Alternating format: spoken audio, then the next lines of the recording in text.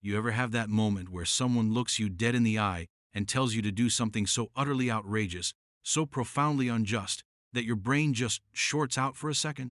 Like you're waiting for the punchline, the just kidding, but it never comes.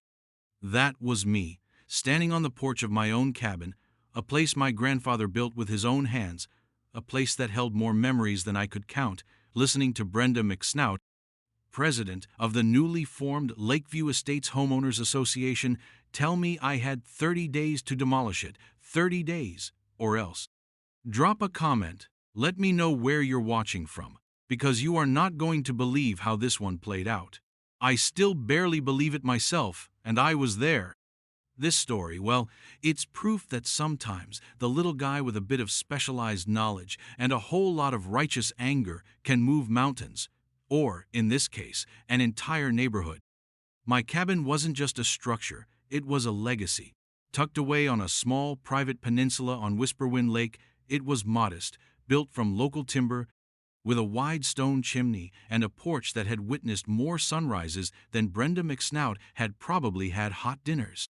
My grandfather, a man who understood land the way a poet understands words, had acquired the plot and, as it turns out, a significant chunk more, back in the 40s. He'd been a surveyor by trade, but an artist by heart, and this cabin was his masterpiece of quiet solitude. I'd spent every summer of my childhood there, learning to fish, skip stones, and identify constellations, far from the hum of the city. After he passed, it became my sanctuary, a place to recharge, to think. I'm an engineer, you see, a problem solver by profession, and the quiet clarity I found at the lake was essential to my work and my well-being. I'd meticulously maintained it, respecting its history, ensuring it was sound and secure, a perfect blend of rustic charm and quiet dignity. It was, by no stretch of the imagination, an eyesore. Unless, of course, your eyes were offended by anything that didn't scream new money and beige conformity. The Lakeview Estates development had sprung up about 10 years ago, on the far side of a small inlet from my peninsula. It was a collection of those oversized cookie-cutter houses that all look vaguely surprised, crammed onto lots barely big enough for their own shadows. I hadn't paid them much mind. My land was, I thought, clearly distinct, separated by water and a thick stand of old-growth pines my grandfather had intentionally left as a natural barrier. The first I heard of any homeowners association was a garishly printed flyer stuck to my mailbox, announcing their formation and a list of community standards that seemed more suited to a suburban cul-de-sac than a lakeside community. I'd tossed it, figuring it didn't apply to me. My property wasn't part of their development, or so I thought. Brenda McSnout arrived about a week after the flyer. She rolled up my long gravel driveway in a pristine white SUV that looked like it had never seen a speck of mud, its engine a barely suppressed growl that seemed to mirror her own demeanor. She was a woman of a certain age, immaculately coiffed, dressed in what I can only describe as aggressively expensive leisure wear, the kind designed to make you feel inadequate for wearing actual comfortable clothes. Her lips were pursed into a permanent expression of disapproval, and her eyes, magnified slightly by designer glasses, swept over my cabin with a look that a health inspector might give a condemned diner. "Mr. Jensen?" she'd announced, not asked, her voice carrying that sharp, grating tone of someone accustomed to being obeyed without question. "That's me," I'd replied, stepping onto the porch, wiping grease from my hands. I'd been working on the old water pump. "Can I help you?" "I am Brenda McSnout," she declared, as if announcing royalty, president of the Lakeview Estates Homeowners Association. She paused, clearly expecting some sort of deference. When none was forthcoming, she continued, "Your structure here," she gestured vaguely at my cabin with a dismissive flick of her wrist, her bracelets jangling like tiny, angry bells, "has become a matter of concern for the association." "Concern?" I asked, my eyebrows starting to climb. What sort of concern? This was, after all, private property, well outside her ostensible jurisdiction. "It's an eyesore, frankly," she said, her nose wrinkling as if she'd smelled something unpleasant. "And more importantly, it's obstructing the community's designated access to the lake. The previous owner of your lot had an informal agreement, you see." This was news to me. My grandfather was not a man for informal agreements that compromised his land. I kept my voice even. My grandfather owned this land for over 70 years. He built this cabin himself. There's no community access here. This is private property. The public boat launch is 2 miles down the shore. Brenda let out a sigh that was pure theatrical impatience. Look, Mr. Jensen, Lakeview Estates is an exclusive community. We have certain standards. And we have plans for a community dock and recreation area. Your cabin is in the way. It's also not up to code, I'm sure. She gave it another disdainful scan. It's an unpermitted structure, most likely. Every word was a little needle. Unpermitted? My grandfather was a licensed surveyor who practically wrote the book on local building practices. Eyesore? This cabin had more soul than all of Lakeview Estates combined. I felt that slow burn starting in my chest, the one that always preceded either a very long night of problem-solving or a very direct confrontation. Mrs. McSnout, I said, my voice dangerously calm, this cabin is perfectly sound, fully permitted, and has been here longer than any house in your development. There is no public or community easement on this land. I suggest you check your facts and your plat maps. She actually scoffed. Our lawyers have reviewed everything. The original plat for Lakeview Estates clearly shows a utility and access easement running right through here. She pointed vaguely towards my small sandy beach. It's for the betterment of the entire community. Your grandfather was likely grandfathered in, so to speak. But that courtesy does not extend to subsequent owners who allow the property to fall into disrepair and become an impediment to community development. Disrepair? I just reshingled the roof last fall and replaced 2 windows the spring before. There is no disrepair, I stated flatly. That's a matter of opinion, she sniffed, and our opinion, as the HOA representing the collective homeowners, is that this structure needs to go. It's impacting property values. It's unsightly. It's preventing rightful access. She then produced a crisply folded letter from her expensive handbag. This is a formal notification from the Lakeview Estates HOA. You have 30 days to demolish the structure and clear the area. Failure to comply will result in the HOA taking action to remove it, and you will be billed for all associated costs, plus significant daily fines. I took the letter, my hand surprisingly steady.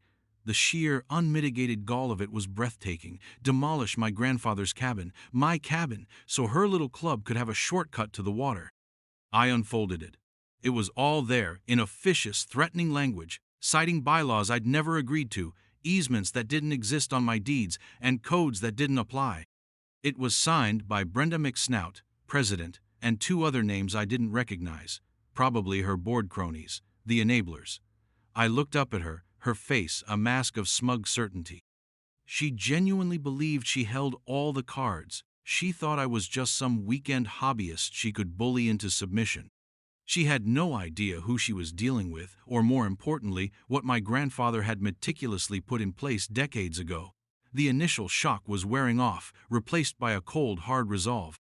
This wasn't just an attack on my property, it was an attack on my family's history, on common decency. Mrs. McSnout, I said slowly, carefully folding the letter and tucking it into my pocket. You are severely mistaken, and I think you're going to regret this.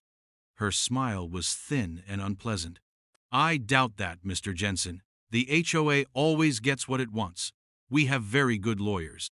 30 days. She turned, her ridiculous SUV kicking up gravel as she reversed, a parting shot of dust and arrogance.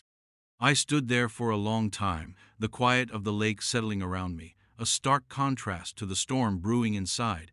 30 days. She'd given me 30 days. She had no idea what I could find out in 30 hours, let alone 30 days. My grandfather didn't just build cabins, he built legacies, and he documented everything. And I, his grandson, the engineer, was about to excavate one of those legacies. This wasn't just about saving my cabin anymore. This was about dismantling Brenda McSnout's little empire of entitlement. The game, as they say, was on. The first thing I did after Brenda McSnout's grand departure was to make a pot of strong coffee and pull out my grandfather's old files. He wasn't just a surveyor. He was a cartographer of his own domain, a meticulous archivist of every deed, every survey, every permit, every letter related to his properties. His filing system was a thing of beauty, a testament to an orderly mind. I knew the original deed to my cabin's plot was in there, along with the surveys he'd conducted himself. What I was looking for initially was concrete proof to refute Brenda's claim of an easement. I found my deed easily enough, a clear, unambiguous document showing the boundaries of my peninsula, with no mention of any HOA easements or rights of way. The surveys were even more detailed, showing elevation lines, riparian boundaries, and notes in his familiar, precise script. There was nothing, absolutely nothing, to support Brenda's assertion. Her lawyers, if they even existed or had bothered to look, were either incompetent or liars. My money was on a combination of both, heavily influenced by Brenda's overbearing certainty. But as I pored over the maps, something else began to nag at me. My grandfather had a particular way of cross-referencing. A note on my peninsula's survey mentioned a larger parcel, Tract B, Whisperwind Holdings, with an adjoining file number. Curiosity piqued. I delved deeper into the cabinet, a tall oak affair that smelled faintly of old paper and pipe tobacco. This wasn't just about defending, this was about understanding the full picture. Brenda's aggression had unlocked a part of my brain that loved complex problems, the part that thrived on untangling knots. I found the file for Tract B. It was thicker, much thicker, than the one for my small cabin plot. Inside were older deeds, historical survey maps dating back to the early 20th century, and a document that made my heart skip a beat. A 99-year lease agreement dated 1924. The lessee was a timber company, long defunct. The lessor was my great-grandfather. The land described in the lease? It wasn't just some anonymous acreage. As I cross-referenced the metes and bounds with a modern county GIS map, I pulled up on my laptop. A slow, incredulous smile spread across my face. Tract B wasn't just adjacent to my cabin. It was Lakeview Estates. The entire subdivision, every oversized house, every manicured lawn, every paved road, Brenda McSnout's smug little kingdom, was built on land leased from my family. The implications were staggering. The lease, meticulously drafted, had clauses about land use, about reversion of improvements upon termination or default, and about the absolute rights of the lessor. It was set to expire in, I did the math, 2023. Last year. My grandfather, and then my father, and now I, as the inheritor and trustee of the family holdings, had apparently let it ride, probably because the lease payments, though modest by today's standards, had been faithfully paid by a succession of entities who had acquired the lessee's rights over the decades. The last payments had come from Lakeview Development Corp., the company that had built the houses before going bankrupt, after which the homeowners had presumably formed their HOA. The HOA itself likely had no direct contractual relationship with the original lease, only an assumed right to exist on land whose underlying ownership they had clearly forgotten, or, more likely, willfully ignored. Brenda's demand to demolish my cabin, which sat on land I owned outright and was never part of that lease, wasn't just arrogant, it was catastrophically stupid. She was trying to bully the landlord of her entire neighborhood. The next few days were a blur of focused activity. I contacted my family's lawyer, a sharp, experienced man named Arthur Jenkins, who had handled my grandfather's estate. When I explained the situation and faxed him copies of the lease and my grandfather's notes, there was a long silence on the phone, followed by a low whistle. "Michael," he said, his voice tinged with disbelief and excitement, "do you have any idea what you're sitting on? This lease, it's ironclad. And if it expired last year, and no one has negotiated a new one, well, those folks in Lakeview Estates are, to put it mildly, squatters. Trespassers on your land." He advised me to gather every piece of correspondence, every photograph, every bit of evidence related to the HOA's harassment. He also suggested a title search, just to be absolutely certain no subsequent shenanigans had clouded my family's claim. "But from what you've shown me," Arthur said, "your grandfather tied this up tighter than a drum. Brenda McSnout has picked a fight with a sleeping giant, and you, my boy, are holding the alarm clock." Meanwhile, Brenda wasn't letting up. I started receiving official-looking notice of violation letters from the HOA. One was for unapproved exterior paint color on my cabin. It was the same weathered cedar stain it had been for 30 years. Another was for unmaintained landscaping, apparently referring to the natural wildflowers and pine needles that I considered part of its charm. Each came with a threat of fines, escalating daily. Then came the passive-aggressive tactics. Someone started leaving their trash bags just outside my driveway gate. Twice, I found nails scattered on the gravel. Small stuff, designed to annoy, to intimidate. I documented everything, taking photos, noting dates and times. I installed a couple of discreet, motion-activated security cameras covering my driveway and the approach to my cabin. My engineering background made this easy. I even had them feeding to a secure cloud server. One afternoon, a nervous-looking young man from a local tree-trimming service showed up. He said the HOA had hired him to clear some hazardous trees along the shoreline, right where my grandfather's beloved old maples stood, the ones that shaded my porch perfectly. I politely but firmly informed him he was on private property, showed him my survey markers, and explained that any tree removal would be considered vandalism and trespass, and that I'd already spoken to the sheriff about unauthorized access. He apologized profusely and beat a hasty retreat, probably relieved to be out of the middle of it. Brenda was clearly escalating, trying to provoke a reaction, or perhaps just chip away at my property piece by piece. The title search came back, clean as a whistle. My family's trust was the undisputed owner of Tract B, free and clear, with the lease being the only significant encumbrance, an encumbrance that was now expired. Arthur began drafting the necessary legal notices. We weren't just going to tell Brenda to back off about the cabin.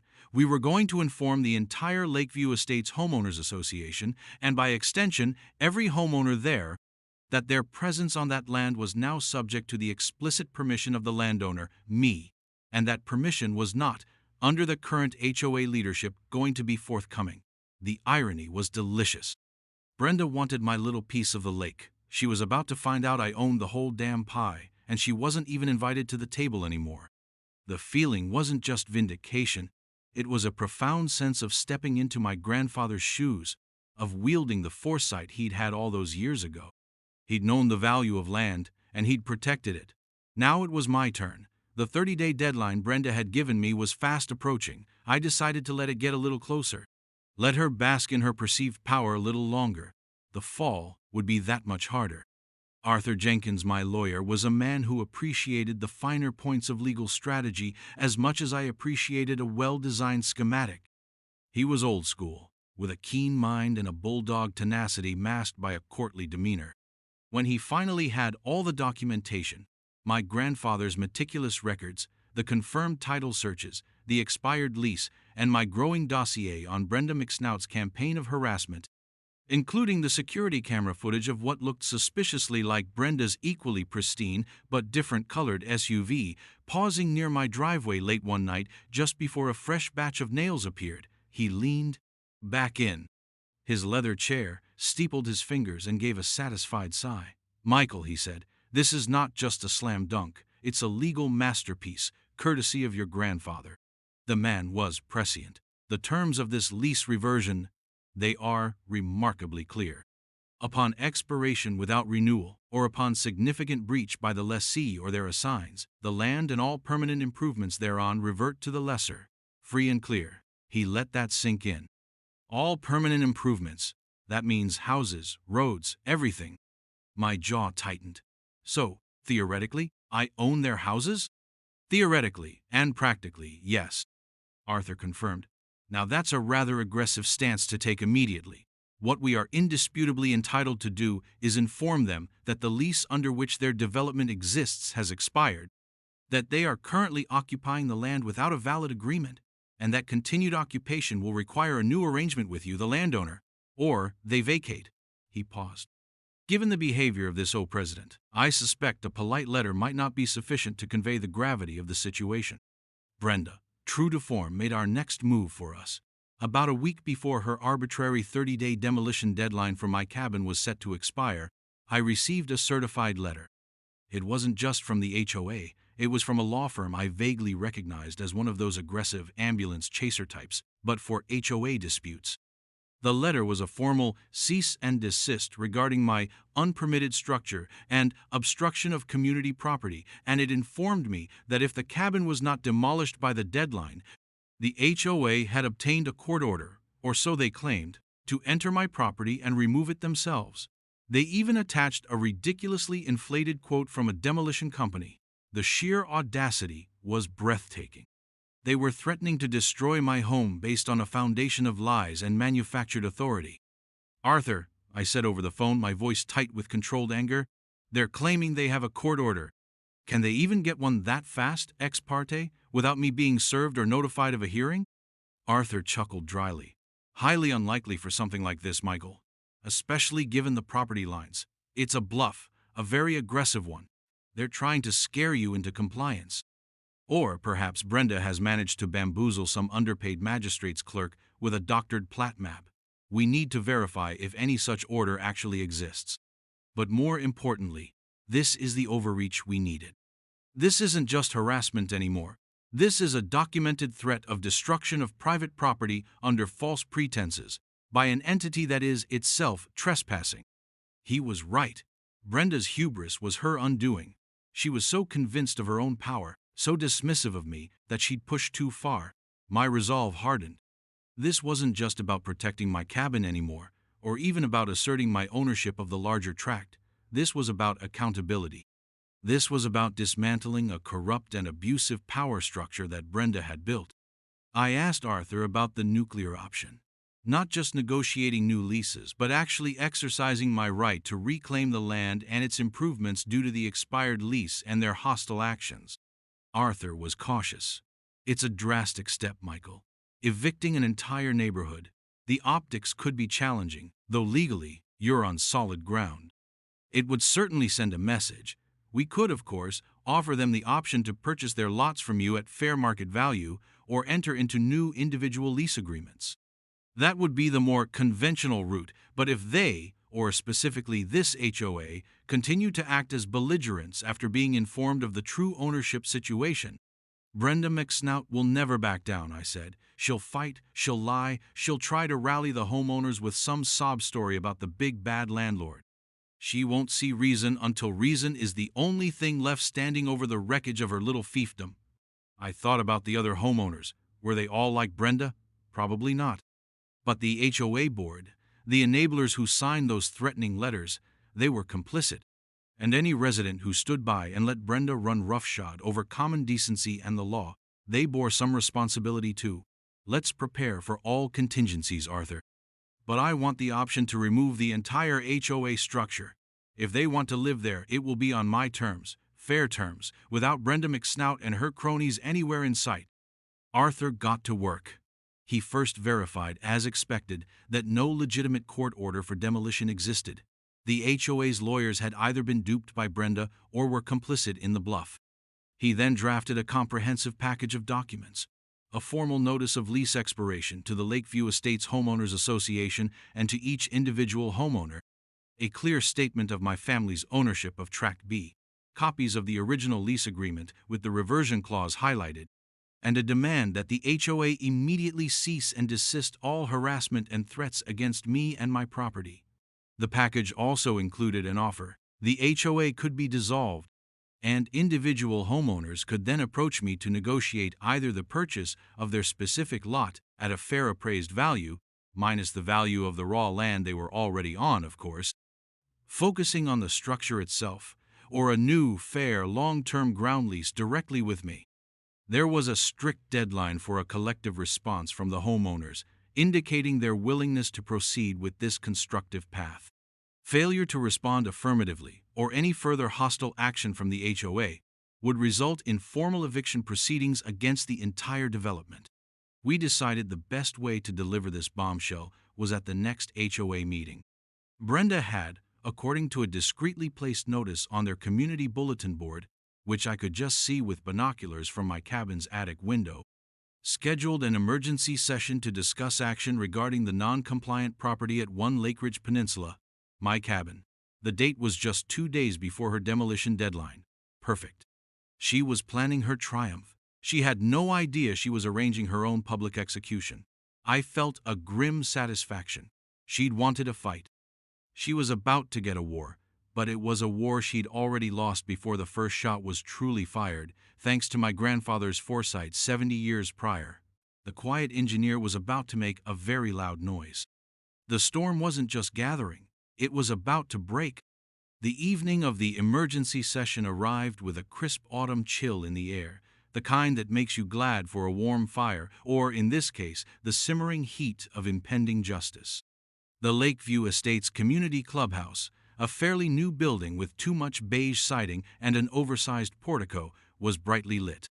Cars, mostly expensive SUVs and sedans like Brenda's, filled the parking lot. I'd dressed simply in a clean work shirt and jeans, a deliberate contrast to the expected attire of the HOA hierarchy. Arthur, looking distinguished in a dark suit, met me at the entrance. He carried a worn leather briefcase that practically hummed with the weight of the documents inside. "Ready, Michael?" he asked, a slight, almost imperceptible smile playing on his lips. "Showtime," I replied, feeling a strange calm. The months of frustration, the anger, the meticulous planning, it had all led to this. We walked into a room buzzing with a mixture of anticipation and irritation. About 50 or 60 homeowners were present, a mix of older couples and younger families. Brenda McSnout was at a podium at the front, flanked by two other individuals I recognized from the threatening letters, a stern-looking woman with a severe haircut, probably the secretary, and a portly, balding man who looked permanently uncomfortable, likely the treasurer. Brenda was in her element, basking in the attention, her voice amplified by a microphone, already laying out her version of events. And so, despite our repeated good-faith efforts to resolve this issue amicably, she was saying, her tone dripping with false sincerity, "Mr. Jensen has remained stubbornly non-compliant, refusing to acknowledge the community's rights or the dangerous and unsightly nature of his dilapidated structure." A few heads nodded in agreement, mostly in the front rows, from rows de 4 to heads nodded in agreement, where her staunchest supporters were undoubtedly seated. She hadn't seen us enter. As she paused for dramatic effect, Arthur cleared his throat, a polite but firm sound that cut through the room. "Excuse me, Madam President," he said, his voice calm but carrying authority. "May we have a word before you proceed further with this mischaracterization?" All eyes swiveled towards us. Brenda blinked, her perfectly made-up face momentarily losing its composure. She clearly hadn't expected me to show up, let alone with legal counsel. Who are you?" she stammered, clutching the podium. "This is a private HOA meeting." "I am Arthur Jenkins, counsel for Mr. Michael Jensen," Arthur announced, stepping forward. "And Mr. Jensen, as you know, is the owner of the property you are currently discussing. He has a right to be heard, especially when his property rights are being so egregiously misrepresented and threatened." Brenda's face flushed a dangerous shade of puce. "This is an outrage! Security!" she squawked, looking around wildly. There was no security, of course, just a couple of beefy guys in Lakeview Estates polo shirts who looked more confused than menacing. Now, Brenda," I said, stepping up beside Arthur, my voice deliberately mild. "No need for dramatics. We're just here to share some important information. Information that affects every single person in this room." I gestured to the assembled homeowners. "Information that, frankly, you should have been aware of and should have shared with your members long ago." A murmur went through the crowd. Brenda sputtered, "I will not be spoken to like this. Mr. Jensen, you are in violation. That shack of yours is coming down." "Actually, Mrs. McSnout," Arthur interjected smoothly, opening his briefcase, "it's not Mr. Jensen's cabin that's the issue tonight. It's this." He pulled out a large, rolled-up document, a high-quality reproduction of my great-grandfather's original survey map of Tract B, overlaid with the current plat of Lakeview Estates. He unfurled it with a flourish, holding it up for all to see. "This, ladies and gentlemen, is a map showing the true ownership of the land upon which Lakeview Estates is built."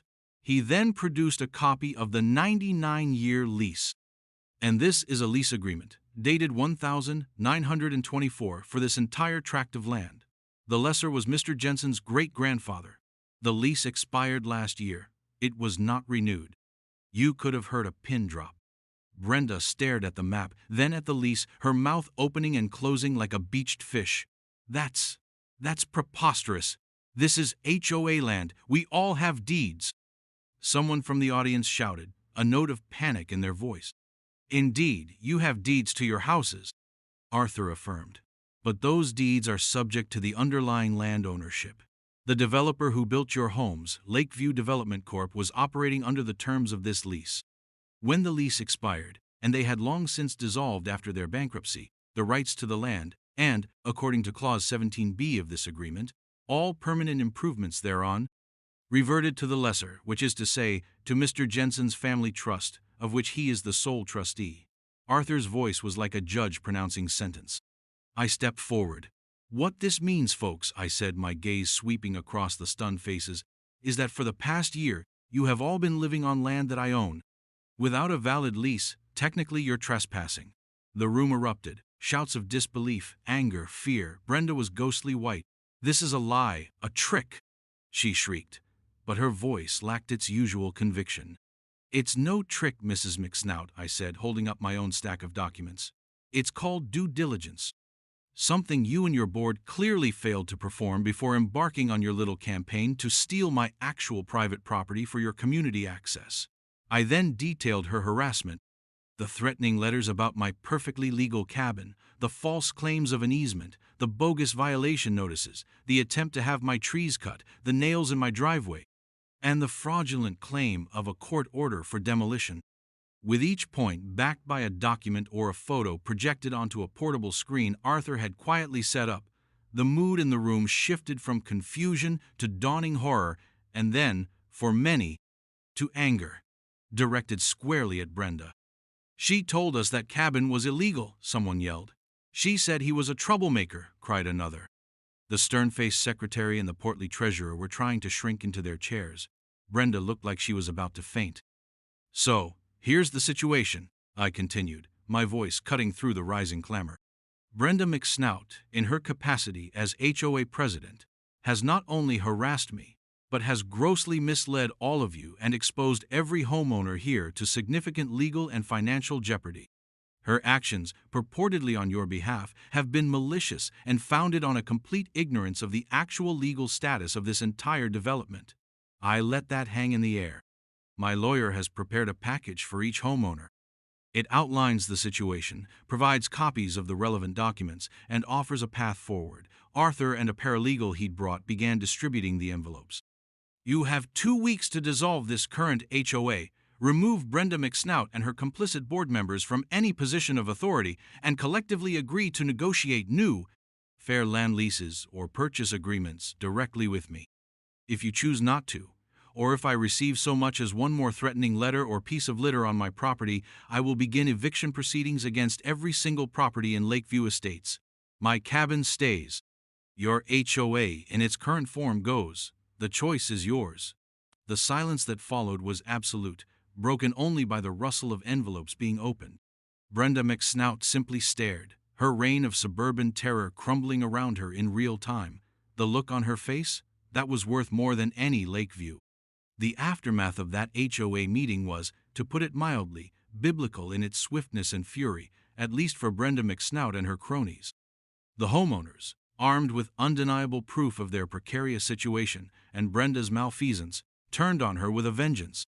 I heard later that the meeting descended into chaos after Arthur and I departed, leaving them to digest the bombshell. Shouting matches, accusations, demands for immediate resignations, it was apparently quite the spectacle. Brenda's carefully constructed facade of authority shattered into a million pieces. Her enablers on the board, the severe secretary and the perspiring treasurer, reportedly tried to deflect blame, but the evidence was too damning. They had co-signed the threatening letters. Their names were on the official HOA communications that were now proven to be based on lies and ignorance. There was no escape. Within 48 hours, Arthur received a call from a lawyer representing a newly formed ad hoc committee of Lakeview Estates homeowners. Brenda McSnout and her entire board had tendered their resignations effective immediately. The old HOA was, for all intents and purposes, dead. The committee expressed their profound apologies for the actions of the former board and requested an urgent meeting to discuss the terms I had laid out. The tone was no longer arrogant or demanding. It was humble, bordering on desperate. They understood the power I held, and they were, thankfully, choosing the path of reason. The legal battles that Brenda might have fantasized about never materialized. She had no leg to stand on. Her lawyers, upon reviewing the documents Arthur had provided, copies of which the ad hoc committee swiftly forwarded to them, likely advised her that any challenge would be expensive, futile, and potentially open her up to personal liability for misleading the HOA members. She vanished from the Lakeview Estates scene almost overnight. Her pristine white SUV was seen packed to the gills a week later, heading out of the development, never to return. Rumor had it she moved several states away, probably to inflict her particular brand of managerial charm on some other unsuspecting community, though I doubted she'd ever wield power so carelessly again. One can hope. The negotiations with the new homeowners committee were surprisingly smooth. They were scared, certainly, but also relieved to be out from under Brenda's thumb. Many of them confessed they'd been uncomfortable with her aggressive tactics, but had felt powerless to oppose her. Arthur and I worked with them to establish fair market values for their lots, essentially the value of the land itself, as the houses legally had reverted to me with the expired lease. I wasn't interested in becoming a slumlord or kicking families out onto the street indiscriminately. My fight had been with Brenda and the abusive HOA structure she represented. So, I offered them two options. They could purchase the land their house stood on from me at the appraised value, effectively making them whole and legitimate landowners, or they could enter into new, long-term ground leases with reasonable annual payments and clear, fair terms that explicitly forbade the formation of any new HOA with the kind of sweeping powers Brenda had abused. Most chose to buy their lots. It was a significant unplanned expense for them, no doubt, but it secured their homes and their investments. For those who couldn't afford to buy outright, the lease option provided stability. Over the next 6 months, the entire neighborhood transitioned. The Lakeview Estates HOA was formally dissolved. The roads and common areas, which also fell under my ownership, were transferred to a simple maintenance trust funded by small, transparent annual fees from each resident. Managed by an elected board with strictly limited powers focused solely on essential upkeep. No more busybody aesthetic committees or petty tyrants. My little lakeside cabin, the catalyst for this whole saga, remained untouched, exactly as my grandfather had built it. The view from its porch was even better now, not because anything physical had changed, but because the air of hostility from across the inlet was gone, replaced by a quiet, respectful coexistence. The new neighbors were, by and large, decent people who, once freed from Brenda's influence, just wanted to live peacefully. Some even waved when they saw me out on my dock. The community access Brenda had craved for her HOA was never built. Instead, the shoreline on their side remained natural, and they used the public boat launch just like everyone else. Looking back, it was an insane amount of upheaval, all stemming from one woman's entitled belief that she could bully someone into demolishing their home for her convenience. My grandfather, the meticulous surveyor and quiet strategist, would have appreciated the irony. His careful planning, his dusty old records, had reached across decades to deliver a profound lesson in consequences. I didn't set out to own a neighborhood or to dismantle an HOA. I just wanted to save my cabin, my sanctuary. But Brenda McSnout, in her arrogance, forced my hand, and in doing so she inadvertently handed me the keys to her entire kingdom. She underestimated the quiet engineer, the grandson of the man who knew the land. She learned, the hard way, that you should always check who actually owns the ground beneath your feet before you start making demands. And that, folks, is how I accidentally became the landlord of an entire subdivision just to protect a little piece of lakeside history. Crazy, right? Let me know your thoughts in the comments. Ever had an HOA story even half as wild as this one? Thanks for tuning in.